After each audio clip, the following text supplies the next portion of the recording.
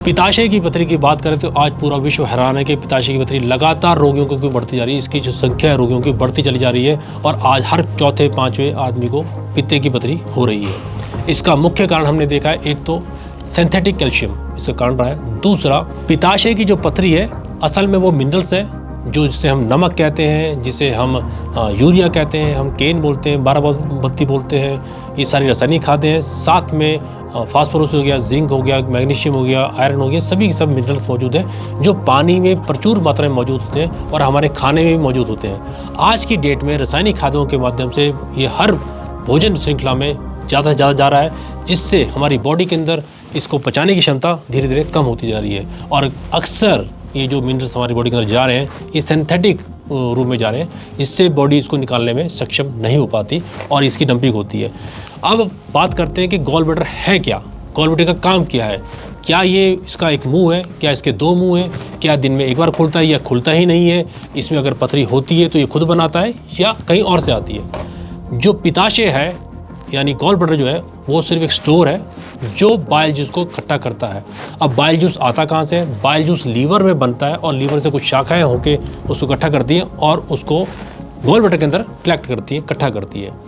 जब भी पथरी बनती है पित्ताशय के अंदर, वो इस जो बाइल जूस आता है इसके साथ ही स्लज के रूप में यानी बिल्कुल महीन पाउडर के रूप में आती है और गॉल ब्लैडर में इकट्ठा होता है। क्योंकि मिनरल्स हैवी होते हैं, तरल से ज़्यादा भारी होते हैं, तो गॉल ब्लैडर के अंदर इकट्ठे हो जाते हैं। पहले ये सिर्फ और सिर्फ पाउडर के रूप में होते हैं, फिर ये रेत के कण बनते हैं और फिर ये रेत के कण जुड़ के बड़ी पथरी बन जाती है। अगर अब बात करें कि इसको बाहर निकाला कैसे जाएगा या कैसे निकल सकती है, तो पूरे विश्व ने हाथ खड़े कर दिए कि इसका एकमात्र इलाज ऑपरेशन है और इसका कोई इलाज नहीं है। क्यों? क्योंकि किसी ने भी आज तक इस पर काम नहीं किया और ना कोई ऐसी औषधि बनाई जिससे पथरी निकल सके। लेकिन पिछले 23 साल से अगर बात करें तो हमने ये देखा है, आयुर्वेद की ताकत देखी है कि जो औषधि हम लगातार इतने साल से दे जा रहे हैं उसका एकमात्र काम है इस पथरी को दोबारा से घोल दिया जाए और उसको बाहर निकाल जाए। अगर ये पथरी घुलेगी नहीं तो बाहर निकल नहीं सकती, और जो चीज़ घुलेगी वो बाहर निकलेगी, क्योंकि जो बाइल जूस आपके अंदर गॉल ब्लैडर के अंदर इकट्ठा हुआ है वो जब भी आप खाना खाते हैं तो वो बाहर निकलता है। इसी के साथ वो घुली हुई पथरी बाहर निकलती है, आपका खाना पचाने में मदद करती है और जैसे ही आप यूरिन करते हैं वो धीरे धीरे वो यूरिन के बाहर निकल जाता है। एक भी रोगी, अगर हम बात करें 2 लाख से अधिक रोगी जो है इसका लाभ ले चुके हैं और स्वस्थ हो चुके हैं, एक भी रोगी आज तक नहीं बता पाया कि उसकी पथरी कब और कैसे निकली। उसका कारण कि जो चीज़ तरल बन गई वो कभी फंसेगी नहीं, कहीं कोई दिक्कत करेगी नहीं, ना उसका आभास होगा। जैसे कि हम अगर पानी पीते हैं तो हमें ये नहीं पता लगता कि पानी कब कहाँ किस पार्ट में गया और कैसे वो बाहर निकल गया। इसी तरह पित्ताशय की पथरी बाहर निकलती है। हमने देखा कि पित्ताशय की पथरी में कुछ रोगियों को दर्द होती है और कुछ को दर्द नहीं होती है, यानी 50% लोगों को दर्द होती है, 50% लोगों को दर्द नहीं होती है। उसका कारण कुछ पथरियाँ जो है मुंह वाली होती है, तिकोनी होती है, कई मुंह वाली होती है, चुभती हैं वो और उसकी वजह से दर्द होता है। और कुछ पथरी गोल होती है, जो पथरी गोल होती है वो दर्द नहीं करती। अक्सर वो पथरी पुरानी होती है और जितनी पुरानी पथरी होती जाएगी पित्ताशय के अंदर उतनी सख्त होती चली जाएगी। ध्यान रखिए, अक्सर पथरी जो 1 दिन में 2 दिन में नहीं बनती, इसका जो बनने का प्रक्रिया है वो 6 से 1 साल तक का होता है।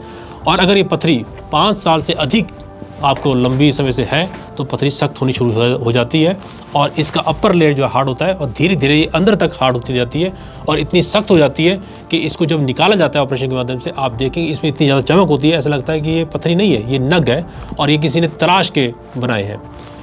लेकिन इसमें भी हमने एक चीज़ देखी है कि औषधि ने इतना अच्छा काम किया है कि ये जो पथरी मैंने आपको हार्ड बताई, सख्त बताई, ये सिर्फ 1% लोगों में होती है। 99% लोगों की जो पथरी होती है वो औषधि के माध्यम से घोल के निकाली जा सकती है और निकलती आ रही है, ये हमने देखा है। पित्ताशय की पथरी के साथ साथ एक मिथक भी मौजूद है कि टमाटर, बैंगन, भिंडी, चावल, दालें, मशरूम, दूध की सभी प्रकार की चीज़ें खाने से पित्ताशय की पथरी बढ़ जाती है, इसलिए उनका प्रयोग नहीं करना चाहिए। ये बात पूर्णतः गलत है और मिथक है।